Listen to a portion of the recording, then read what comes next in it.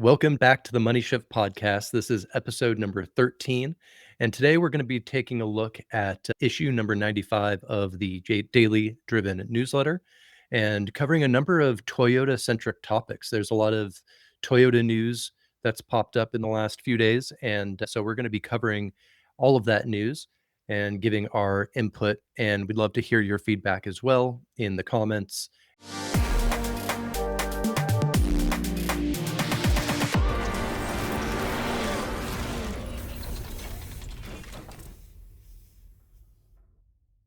I am joined today by Gary, otherwise known as Iron Maiden, and he is our marketing and community manager here at Driven. So you're going to see him all the time over in our Discord server, and is the man behind the account most of the time on X.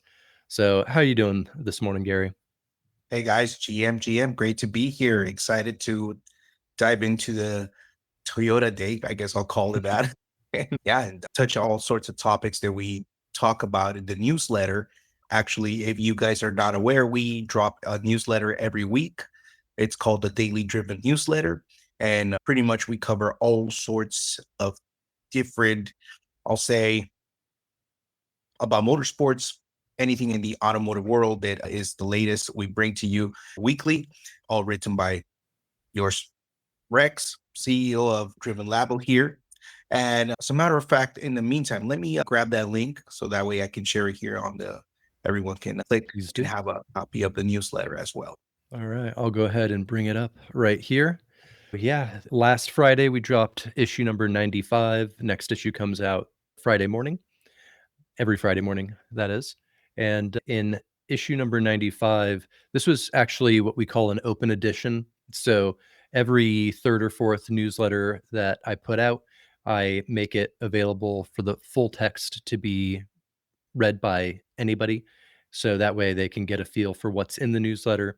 But in order to get all of the content every week, you all have to subscribe. So that's at drivenculture.xyz, drvnculture.xyz. So go ahead and subscribe if you would be so kind, and follow along with everything that we're discovering in car culture from online, on-chain, and IRL events. The lead story of issue 95 was our coverage of the Celica GT-Four that Josh, our business partner over at RevHard Motors, recently sold. And I, for some reason, the image link isn't working right here, but I'll go ahead and pull up. He shared this on his Facebook. Usually, if he's importing a car that doesn't already have a buyer, then you'll find those over at revhardmotors.com.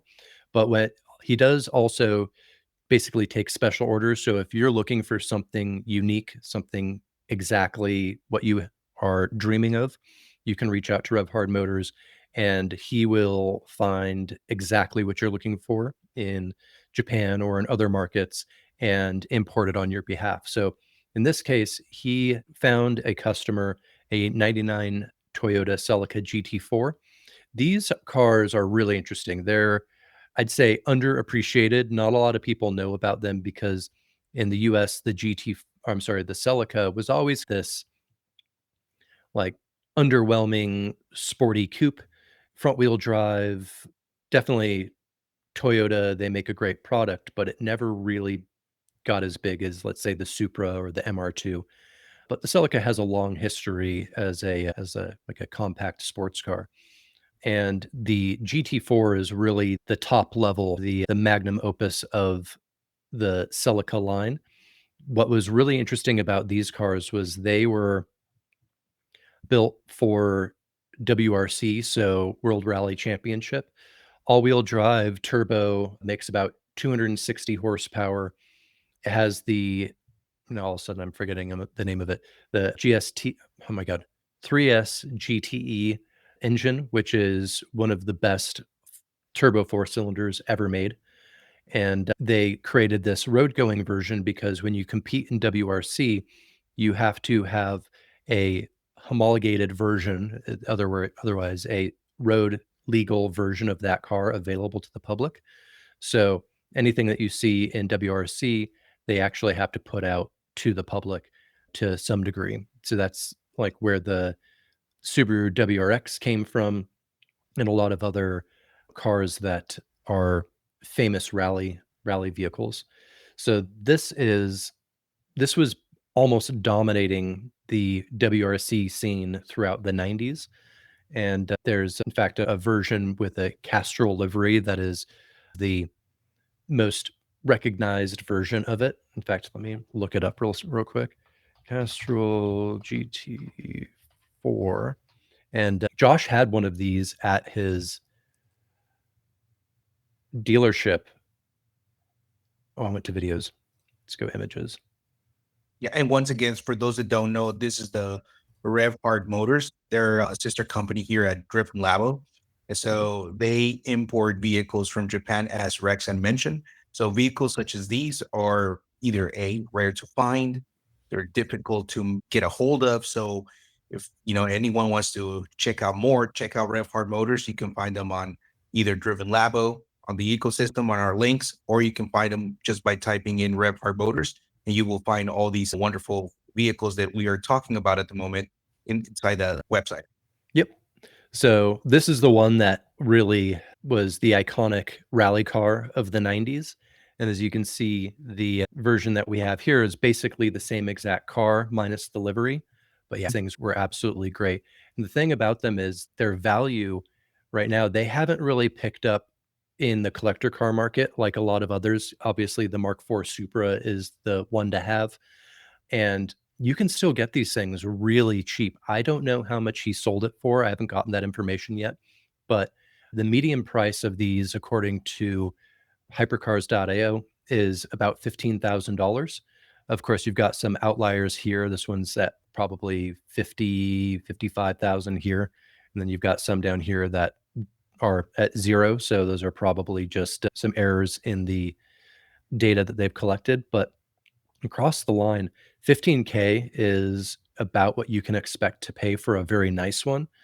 And man, they are worth it. And I also see these in the coming years becoming popular again for collectors once people rediscover them.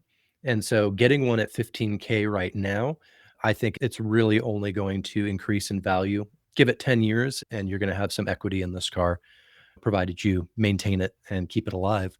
But yeah, these are incredible cars, all-wheel drive, so much fun, almost like Toyota's version of the Lancer Evo, which is Mitsubishi. And in some ways, I would say a lot more unique. They definitely have a very 90s style to them, these kind of blobby headlights and everything.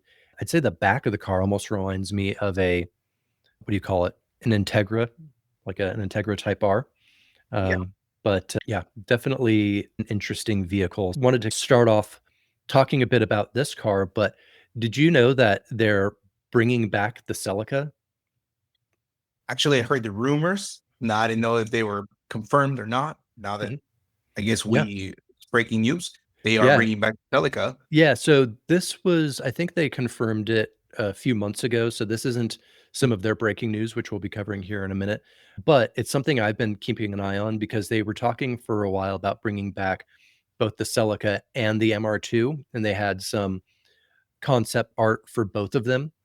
And eventually, what they ended up deciding to do was to go with the MR2 design and call it a Celica, which is interesting. Yeah. I'm okay with it. It's definitely breaking the mold of what the Celica has always been, which is generally a front engine, four-cylinder with generally front-wheel drive base model and an all-wheel drive top-end performance model. In this case, the MR2 is a mid-engine rear-wheel drive car that never got an all-wheel drive variant, but the new MR2 the new Celica that's coming out, which is based off of the MR2 design. Let's see if I can find it now. It's over here somewhere. I have way too many tabs pulled up because I've got a lot of things to cover. What I'm recalling right now, I do remember these cars being very popular, and with I might be wrong, but I recall the color that were very popular There it is. among the Celicas was the beige color. I don't know if you remember those. Those were Beige. beige. Yeah. I actually can't even picture a beige Celica. Oh, really? Oh, So maybe in my area where I grew up, I saw tons of them actually. Yeah, tons of them, exactly like these ones. And yeah, those were the color, the standard. They were whites, yeah, but definitely the beige was the color that I recall seeing them more often. But that was in my area here in LA. oh. I've seen a lot of white and red are generally the colors that are most common from what I've seen. But here we have the new Celica, which is effectively an MR2 because it is mid-engine, all-wheel drive, and in my opinion, I think this thing looks awesome. 400 horsepower for the base model. I don't know what the going price of this thing is gonna be. I've been hearing rumors it's probably gonna start around $60,000, but it's a Toyota recently designed a new 2-liter turbocharged 4-cylinder, which is oh, now we're getting ads popping up. Awesome. Love when that happens.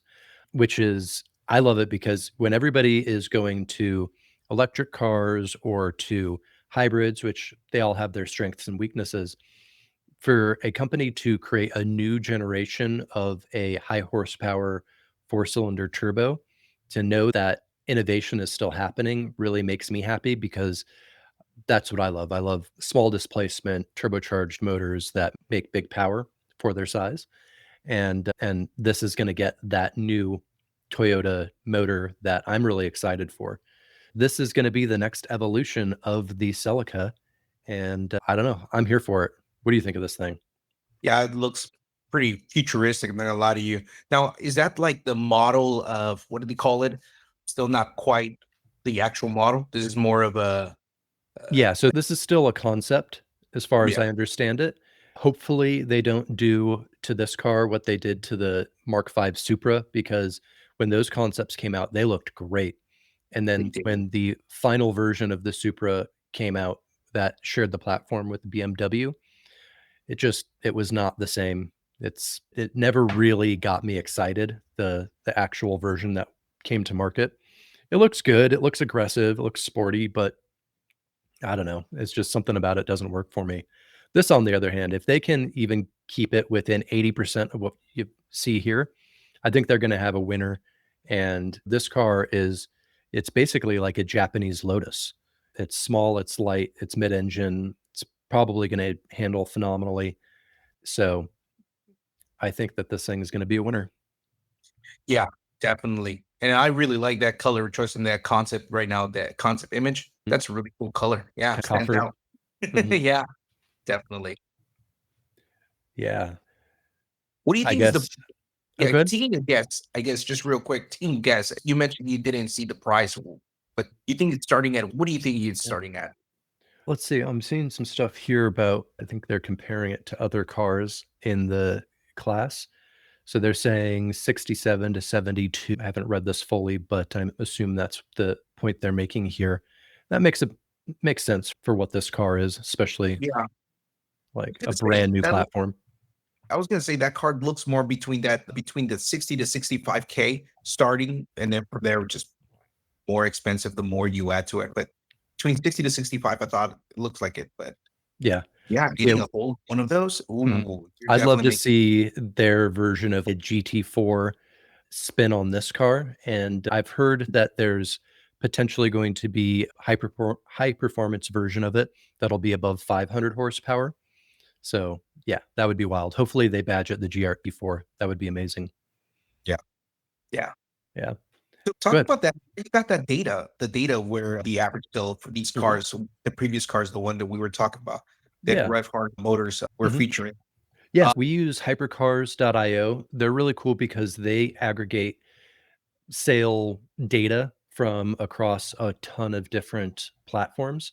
So you can get real-time insights into the market. So you can see right here across the top, this is the daily volume of each class of vehicle. We're seeing even the JDM market is up 15% today in volume. So very cool tool here. And we're actually talking with the founder of Hypercars about integrating all of their data into our platform at Driven Labo. The fractionalized on-chain RWA vehicles that we're going to be offering will be tapping in directly to these data feeds to show you the up-to-date price of the car, as well as some features that we're going to be incorporating for the standard user who will be able to register their car on chain and get their own data about their car. So that's a little bit of alpha here. I don't think I've actually mentioned anywhere before. So I think it's going to be interesting for those that are automotive enthusiasts to use our platform and get a ton of different forms of value out of it. But here, if I type in Celica GT-Four, and then click on the Cloudflare thing to make sure I'm not a bot. So you can see all of the listings of GT4s. They started out early 90s with the pop-up headlight style and the sort of like black bar across the front. In my opinion, it was amongst the least attractive versions. Oh, my bad. This is actually the original style of Celica GT4 right here. Very 80s, but still very cool. And then you can see here all of the later 90s versions of the car. And when you click on any of the vehicles, you can go in and check out the price data, see where it stacks up across the competition. Like this is actually in the bottom 40% of all listings of 7th generation Celica GT4s. And so right now, I think it's just selected a certain model here, but you can see, wow, these are all actually fairly low. I wonder where's the data that we were looking at before. Go find a different one. I think that overall hypercars.io the service that we're going to be incorporating into our features, right? Is yep. That's major alpha there. Yeah, I think this is the first time we are talking about it, and we are sharing it here, either in the Buddy Ship podcast or anytime that we've gone out and done a live stream or done a X space. Yeah. It's going to be a nice little partnership of being able to tap into all of their data and bring that to our customers in some interesting ways. But yeah, so is this only for North America? Because if you go to the website, it says, oh, the deal, the finder's only North America. Would that also be the same case for the use case that we're used for the alpha that we just dropped? Would that be the case, or that is something that we're going to be working on later on to see if we can expand it beyond North America? As far as I understand it, all of their sale data is coming from partners that are US based. Yeah, it's mostly focused on the US market. Yeah, it's the most powerful dealer finder in North America. Yeah, but I figure we can use this actually as a way, like your starting point. If you're, let's say, somewhere let's say you're in Mexico, you're looking for a car, and this could be your starting point to have a little bit of an idea where to begin with, right? As a starting point. Definitely. Cool. Yeah, and the issue with Kelley Blue Book is the thing that a lot of people use traditionally to look up prices, but I feel like their algorithm isn't really in touch with reality of the value of these cars and what they're selling for on some of these other platforms. So you're comparing, in this case, the real world, the reality of the car market versus what Kelley Blue Book says it should be worth. So yeah, this is definitely a good place to start if you're in the market for something very specific. But yeah, we have got a message here from Samuel Michael says, if it's integrated into the ecosystem, for me, it's a plus to what the ecosystem offers. Yeah, definitely. I think that we can provide a lot of value through this partnership with Hypercars. So yeah, there's more alpha I could spill on this, but I'll save that for another time. But yeah, let's hop back over to our newsletter. And we'll skip on down because we don't want to share or read through the entire newsletter. We want you to go read it for yourself and subscribe. So we're just picking out a few different headlines and articles that we featured each week. If you were in Long Beach and managed to get to the season finale of Formula Drift, I'm very envious, but we will not be talking about that today. We also covered a new indie racing game that is coming to Steam very soon. I always like to support the indie game developers because there's, say, a lot of creativity and a lot of ability now for the average person or small teams to create amazing gaming experiences. So I like to highlight the new ones that are popping up on my radar. But I think we will move next to this topic of Toyota and their recent collaboration with Avalanche. The blockchain token goes by AVAX, and they are doing something that I think it's interesting. It's probably not something that the average automotive enthusiast is going to get super pumped about, but it shows the direction that we're moving with combining automotive and Web3 tech and some of the cool things that can come from it. So basically, in a nutshell, what Toyota's doing with the Avalanche blockchain is they're creating a sub chain called the Mobility Orchestration Network on AVAX, and they're going to be using this to track data of all of their cars that are manufactured moving forward, blockchain-based identity for vehicles, enabling financing, insurance, and cross-border use, and economic sort of integration that I don't know yet how that's going to play out, but I do think it's interesting. And this idea of a blockchain-based identity for vehicles, I think is cool. This is something that we're currently working on at Driven Labo, is the ability for people to register their own cars on chain and unlock a bunch of really valuable features. So they're doing that themselves. And also note that in California, they're actively moving all of their car registrations and titles over to the AVAX or Avalanche blockchain as well. So it looks like Avalanche is positioning itself to have a lot of real world use cases for industry and for large existing markets. And I think it's great to see these things happening because I think the future is going to be on chain. There's no doubt about that. And so much of what we experience as crypto natives and to some degree degens that are in the trenches every day, we're seeing all the fun stuff, all the meme coins, all the culture, all of the art and games and what have you.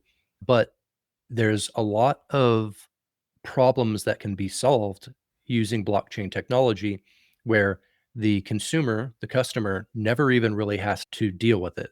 It's just doing things on the back end. It is providing value for their asset or the market or what have you. And these are the types of things that I like to see that will legitimize blockchain to the wider audiences, to the normies, as it were. Yeah, and as we read at the article, I'm noticing that I didn't even know that Toyota actually has an arm of on blockchain, just dedicated just for on-chain builds and just finding and tuning and building in something like that. I didn't know this is the first time I'm seeing that they have an arm extended of the whole Toyota with that. Yeah, there it is. The Toyota Blockchain Lab is Yeah. their in-house blockchain division that's actively exploring new ways to integrate that tech into the company.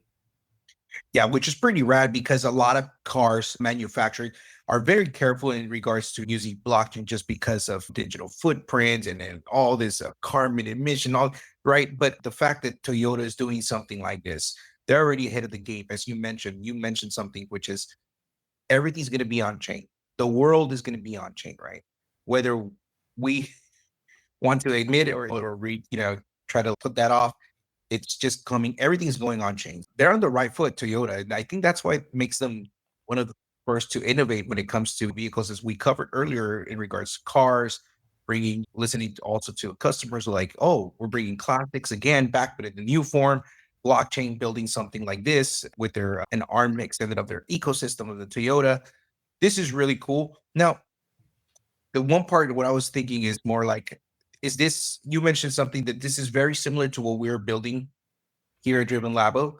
Is this similar to the VIN number that you mentioned where you can register? Yeah, it's similar but not the same, I would say, because we're building different use cases more oriented towards automotive enthusiasts, whereas Mm. this is taking every car that rolls off of the assembly line and then creating a digital identity for the vehicle.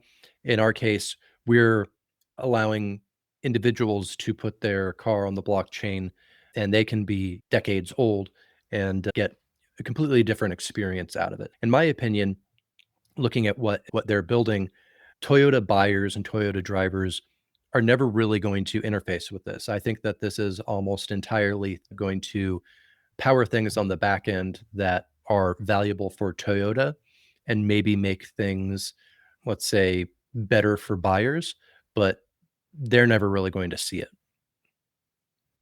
Yeah, I see. But that's awesome though. Great coverage. Great Mhm. coverage in regards to what Toyota is building and also with the automotive world. Yeah, definitely. Again, any of the topics that we cover today, if you have any input or anything that you want to share, please click the link. You'll see it's for Talk Studio, and you're welcome to come up and share your thoughts on the stream with us. We'll be getting to those towards the end. But let's go ahead and move on to some more fun and, in some cases, divisive news. Quick preface. So I've mentioned it numerous times on our streams and X Spaces that we're in the market for a new car. My wife is looking for a new SUV, and I'm looking for like a truck or something to be able to tow my toys around.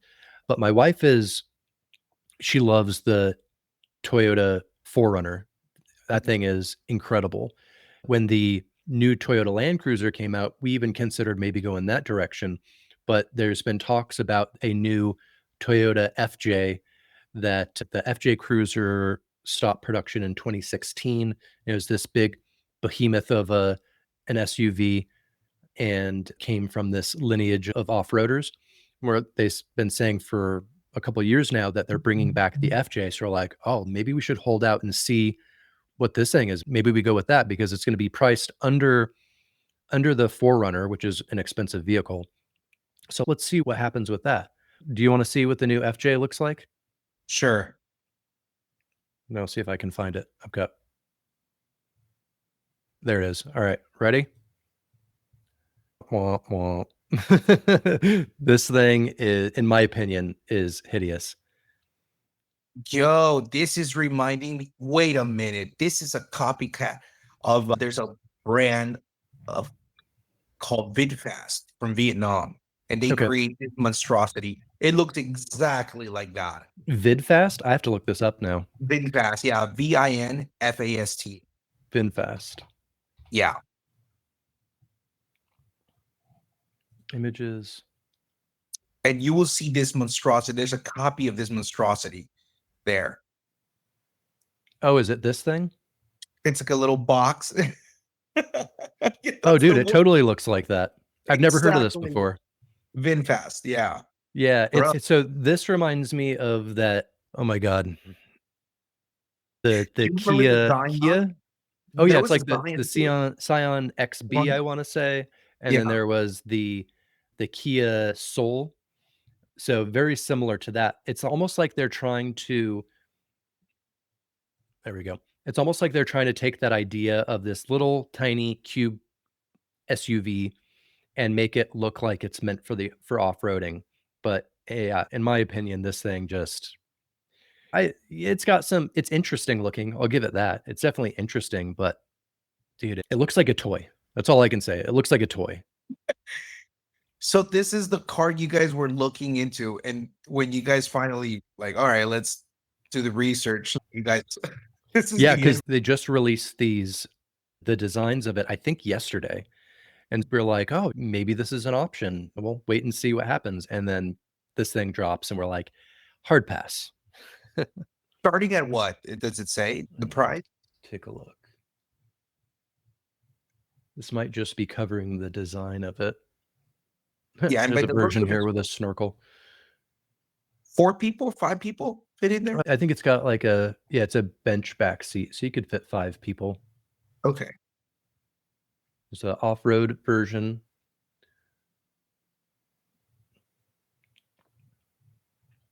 Yeah, this might just be showing the official design of it. And if you scroll above, I did see the image where there's like the back, it's a little bumpy. Might be wrong. It- Like here? Yeah, it was those. Yeah, it was like those images. It almost had that kind of Land Cruiser bump on the back. Yeah, yeah. I feel like this thing could have been so much cooler. So it's a hard pass for you guys now. No Yeah, more. I Okay. would say so. But hey, if you're listening and you like this thing, I would love to hear your reasoning. I'm sure there's going to be a market for it. There's going to be people that buy it. There's going to be people that try and off-road it. I see it probably likely being mostly soccer moms that buy it. No knock on soccer moms, but they are a very big demographic. But yeah, it's just very much a letdown. And this is not EV because it definitely has that EV look. It does have an EV look. I don't even know. I don't see any tailpipes on it. Yeah, they're calling it the Land Cruiser FJ. It's almost like what Ford did with their Bronco. They have the full-size Bronco, which is pretty badass, and then they've got Mhm. the Bronco Sport, which is just a rebadged Ford Escape. And it's like, why would you just call it an Escape? We all know what an Escape is. It's a budget compact SUV. Stick with that. You're diluting the brand. So that's how I I feel do about remember that too. I do recall that. Yeah. You know, this will work really well. Not so much the off road, but this will be great for somewhere like in LA, right? that. Mhm. Where there's so much traffic and you have to go from point A to point B. You have kids or you got other things or pets. I don't know, something that needs more spacey and room. It needs room or cozy. Has that. I guess you can see that market for busy one-way streets. Yeah. That's all I can Yeah, think of. it's roomy but compact. It's practical. I'll give them that. It's definitely it Mhm. looks like it's practical, but based off of the hype of what we were expecting, it didn't live up to it. So Yeah. definitely off the table. Yeah, I'm shocked actually that this looks exactly like a copy, or maybe the other way around. Vietnam copied VinFast, yeah, copied from them just because the other one looks like a Tesla as well. So Yeah, this is a brand from Vietnam, and I know this because there we go. yeah, It's got a yeah, rendering of it. It's 2 doors. I think that this thing makes sense for a country that's all small cars and you just need some compact mobility. correct. Makes sense. Yeah, I see. But, So it's a uh, hard pass for you guys. So what are yeah. you guys going to be looking into now? I think my wife still has her heart set on the 4Runner, the brand new 4Runner, but Mhm. justifying the price is the hard part. It's not a cheap vehicle, so we don't even know if it's even feasible at this point. So, we'll see. Yeah, isn't that big though too? The Forerunner, It's I do. fairly large, yeah. Yeah. It's built on the Toyota Tacoma platform, but SUV, not pickup truck. Mhm. And the Tacoma's just been growing every single model it comes out. It's like now the Tacoma is bigger than the Tundra when it first came out, and the Yeah. Tundra is now massive. So, Yeah. yeah, not a small vehicle. But what I do wanna move on to next is something that I don't think I'm gonna be disappointed about, and that is the successor to the Toyota LFA. They're calling it the LFR. And real quick, if you don't know what the Toyota LFA is, I'm gonna show you this thing real quick. Now I'll say I never fell in love with the design of it, but performance and sound and like what this car is capable of is pretty incredible. And so these things are very expensive. I would love to have one of these in the driven collection because and I'll pull it up here in a minute on hypercars. This thing, you'll be shocked at how much these things are going for. It just looks like it's meant for racing. Like you just Mhm. get a hold of that. You just don't. You just want to go racing with that one. Yeah, Look, that thing looked like a. That's such a beauty right there. I just saw it. yeah. All right, so just Okay. going down the list, 830,000, 655,000, 785,000. These things are approaching $1,000,000, and this is from 2012. This has probably the best sounding V10 engine of all time. I encourage you, if you're interested, go and check out some videos of the LFA. This thing sounds beautiful. But they are now about to, any day now, release the successor to the LFA called the LFR. And from what I've seen, so I'll show you here, I believe is so these are some spy shots of it. And of course, they do this wacky wrap on it, and then they do some things to obfuscate what the final design is going to look like. But the silhouette of this thing looks great. Apparently, it's going to be a twin turbo V8 with a hybrid electric motor. So it'll also get power from electric motors. I think this thing is going to be like a supercar killer. Estimated price is going to be $550,000 new. And so if you've got some serious dollars to spend, this is definitely something worth looking at. And then if you want to play it as a collector car into the future, I'd wait until it's maybe 5, 6 years old. It'll probably bottom out in its market price, the secondary market, and then it'll probably do what the LFA did and continue to go up in price. Give it 10 years, this thing's going to be worth well over $1 million. That's just my speculation. That's a 200%. That's 100% return in regards to your investment if you decide to buy a car like this one. Man, did you Yeah. just say V8, by the Yeah. way? Twin turbo V8. Yeah. The plan. It Yeah. looks sick. So I'm not twin gonna lie to you. turbo hybrid V8. Yeah. And I'm not sure. How do you feel about hybrids, real quick, in regards to when it comes to supercars like these or motor horse? yeah, I think they're great. I think one of my favorite Porsches, now all of a sudden I'm going to say it, I'm going to sound stupid because I can't think of the model 918. Porsche 918 was a hybrid. Porsche 918. Let's see if I'm correct about that.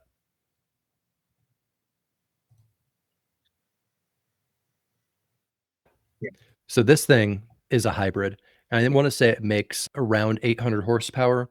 This thing is beautiful. Probably my favorite Porsche, or one of my favorite Porsches ever made.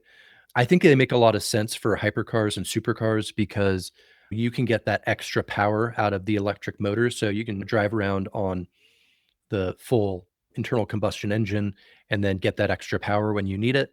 You could also conceivably drive around fully on electric. You're not going to be going very fast because I think that the motors in this only put out about 200 horsepower from the electric motors alone. You can switch between modes and increased fuel mileage, better performance. You're going to add a little bit of weight from the batteries and the electric motors, a little bit of complexity. If you like to work on cars, that's going to make it difficult to wrench on it yourself. But then again, if you have the money for a 918 or for a Toyota LFR, you're not too worried about the maintenance costs, to be honest. Amazing, amazing. I wonder if they're going to be released first in Japan or would it be also the US? I think they're gonna bring it straight to the US. Wow, So that's let me see. I actually have some renders of what it may look like. So again, these are not official designs, but this is artist renditions based off of what's been revealed so far. And I have to say, I love it. good.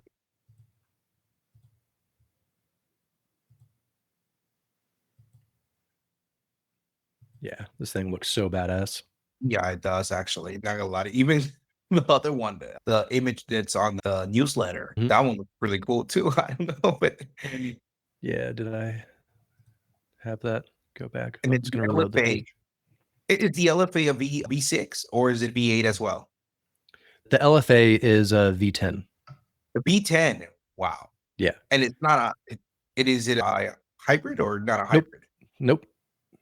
Good Gee. old internal combustion V10. So yeah, the new iteration of it is definitely a winner in my book. Yeah. And of course, a boy can dream, but what I would love to see one day in the driven garage is to have an LFA parked next to an LFR. And of course, allow our community members to be co-owners in those cars because that's what we're doing it for. Might need to give it a few years before the prices on these things drop and we can get one at a good deal. But I'd say even at their lowest price, this thing will probably never really break below 300 grand. Yeah. And that's the thing, Rex. We're not just bringing any vehicles on chain. We're fractionalizing ownership of investment grade JDM and also other vehicles here at Driven Lab. Oh, you're absolutely right. I would love for some of the community members to own a fraction of these vehicles and be owners of this, because I wish I could have been an owner of an LFA or LFR is coming soon. So that's going to be even a better one. But definitely, this is something that, yeah, that would be cool to have it down in. For those that don't know, we're going to be moving to pretty soon. Not sure. Maybe Rex can give us a little update on our headquarters down to Texas. And Yeah. Yeah. Yeah, planned for 2026. We don't know necessarily when, but we're looking at getting a property at Circuit of the Americas, otherwise known as COTA, in Austin. And so we'll be right there at the track. So there will be opportunities for our community of co-owners to come out and do track days and experience the cars in their natural environment on the track, of course. Yeah, maybe one of these days we can work our way up to spending nearly $1 million as a community on an LFA to add to the collection. But these things are a modern classic already, and are definitely something any serious collector should look at having in their garage. Yeah. Absolutely. And I agree, Samuel. This is a beauty. Definitely. Well, I must say it is a beauty for sure. Yeah, I'll take any color. Doesn't matter. Yep. Yeah, I'll take any color. I'm not picky when it comes to cars such as these beauties here. That one's really cool coverage, actually, in regards to the LFA successor, which is going to be called the LFR. I'm not Mhm. sure, why are they calling it the LFR. Do you know why they're calling it the LFR? Nope. No idea. Just No, sounds cooler. just cool. Yeah. Ours always make cars go faster. You throw an R on it and it's a fast version. But then we'll wrap up with our final bit of Toyota news, and then we'll open up the floor to anybody who wants to join the conversation, be it in the comments. We'll be happy to read your comments, your questions, or if you'd like to join the live stream and pop up on stage and give us some of your feedback or just add to the conversation, you are more than welcome. But finally, we're going to be moving on to the last bit of news here, and that is that Toyota just announced that they are releasing a new luxury line above Lexus. So there's Toyota, then there's Lexus is their luxury line, particularly in the US. Lexus doesn't exist in Japan. And then they're now introducing their Century line, which is going to compete with Rolls Royce and Bentley. For me, the verdict's still out on the design of the vehicle. To me, it looks like the direction that Jaguar was going with their rebrand, which flopped badly. And I think they're trying to backpedal on that decision. And it looks like they're going to be going a very similar type of direction. It looks interesting. It looks cool. I don't know how well it's going to compete with Rolls-Royce and Bentley, but let me find, where'd that go? I was going to say, if you can find an image that's a little bit more fitting to the screen, so that way we can see more There in we go. detail. Yeah. But yeah, the Century is actually, they used to have a luxury model in the Toyota line called the Century, and it was mostly meant to be chauffeured in. As really anything that's like a Rolls Royce or a Bentley, they're not designed to be driven, they're designed to be driven in. You sit in the back seat, you recline, your driver gets you where you want to go in comfort. And that's basically what we're looking at here is them taking the concept of their highest end luxury model from back in the day and then creating an entirely new brand around it. So let's see if I can get some better shots. They haven't released a ton of information or details on it. So I don't know if we're going to get much better than what I've already shown. But it's Yeah. not a concept. It is something that will be released, correct? Yeah. Okay.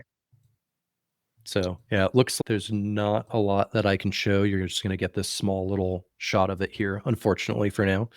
But I'll say, given that Toyota is probably currently the most successful auto manufacturer in the world, they have some money to play with. They have the ability to break into new markets and try different things. I think that what they're doing, their strategy has been really smart, because whereas a lot of manufacturers are trying to go full electric, which I don't think is going to help their business. I think that's going to bankrupt them in a lot of ways. Toyota has been focused more on hybrids and innovating the technology that already exists. So that's why we're seeing things like a twin turbo V8 hybrid supercar, or this brand new generation of 2-liter 4-cylinder turbo engines that puts out 400 horsepower stock. They're really flexing their ability to create cars that the market wants, and to not be caught up in the hype of electric vehicles and some of the other things that car manufacturers have been experimenting with but have not turned into success. And unfortunately, that's something that we're seeing right now with one of my favorite brands, Nissan. Is they've been near bankrupt for the last few years. They almost merged with Honda. I think they're also looking at maybe merging with Toyota, because their sales are down. They aren't driving really any enthusiasts.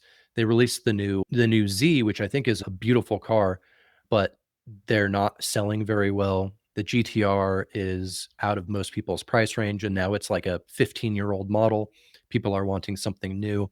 And so instead, Nissan is going heavily into producing EV cars, and really the market's not there for them. So all that's to say that Toyota, they're in a position where they can experiment with creating a hyper luxury line like Century, and compete with Bentley, Rolls Royce, and Maybach, cars like this.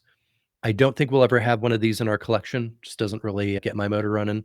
But I think it's interesting news nonetheless, and it really shows across all of the stories we've covered today, between their foray into blockchain technology, bringing back the Celica slash MR2, developing a new successor to the LFA, the LFR.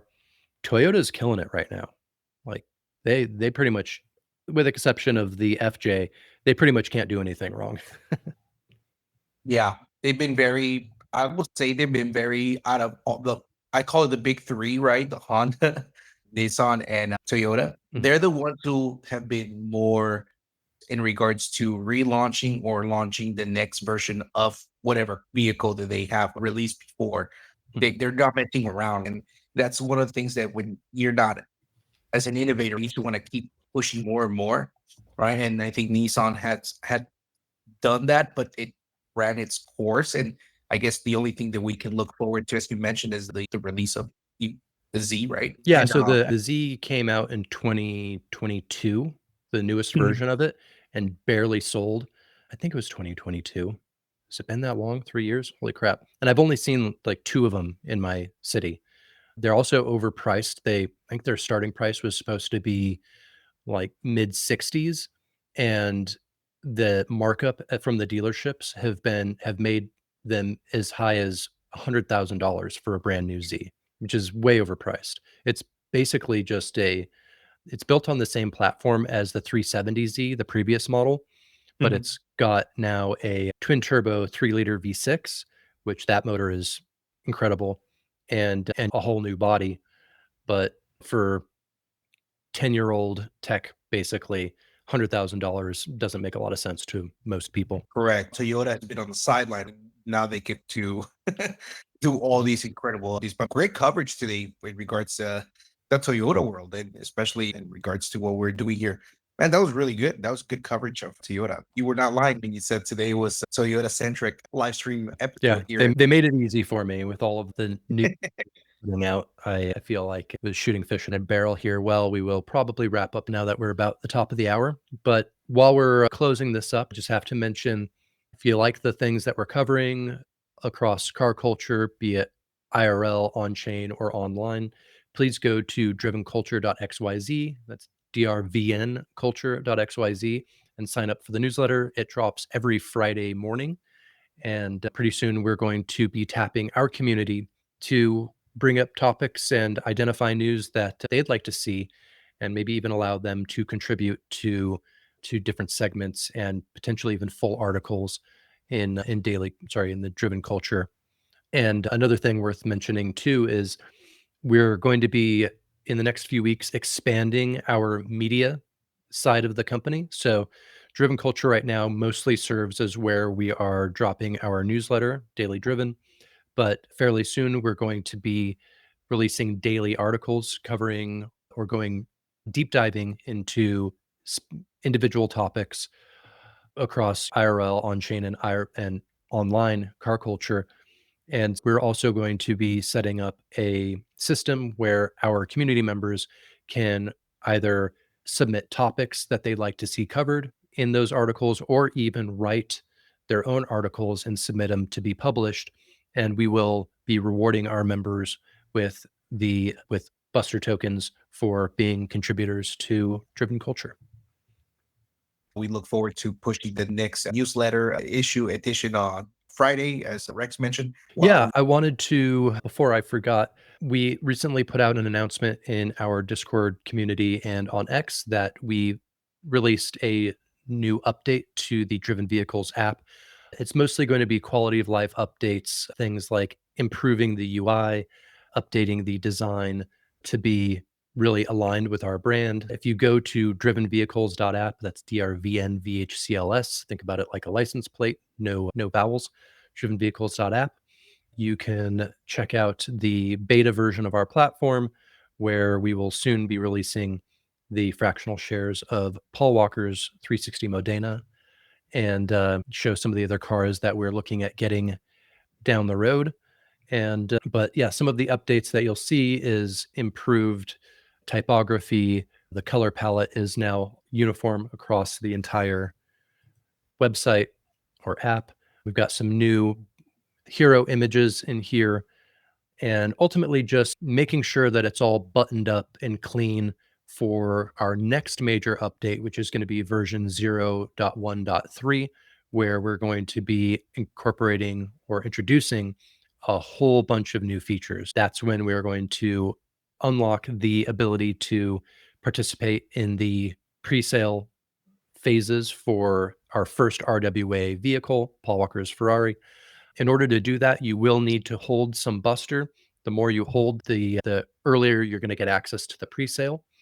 And what else? And yeah, probably a few of the other features I've been teasing as well are going to start to make their way in here. Currently, we've got the Driven Culture page. This is not set up to have all of our articles yet, but as soon as our content pipeline is ready, you're going to get daily content here, news, videos, articles, etc.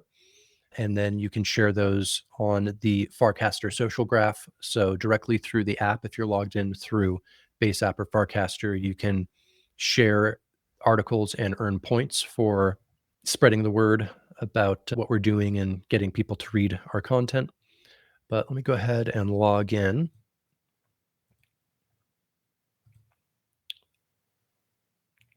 There we go. Make it super easy with Base.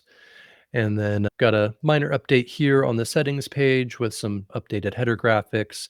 We've got the Buster Club. So this is where you will be able to interact with everything that your Buster tokens unlock, as well as mint our Driven Founders Club keys, which give you VIP access to everything that we're doing, as well as an instant airdrop of Buster tokens and pre-sale allocation of the Ferrari shares when those go live. So you'll get an airdrop of our first RWA token as soon as that goes live. Yeah, if you like what we're doing here, please head over to drivenvehicles.app, create an account.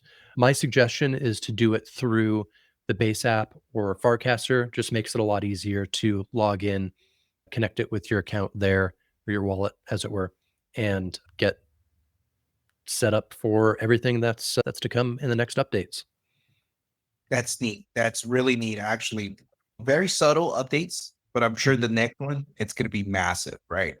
Yeah, we've got numerous developers that are contributing to releasing a variety of features. And I don't want to spill the beans on it just yet because I can't guarantee that all of those features are going to make it into the next version.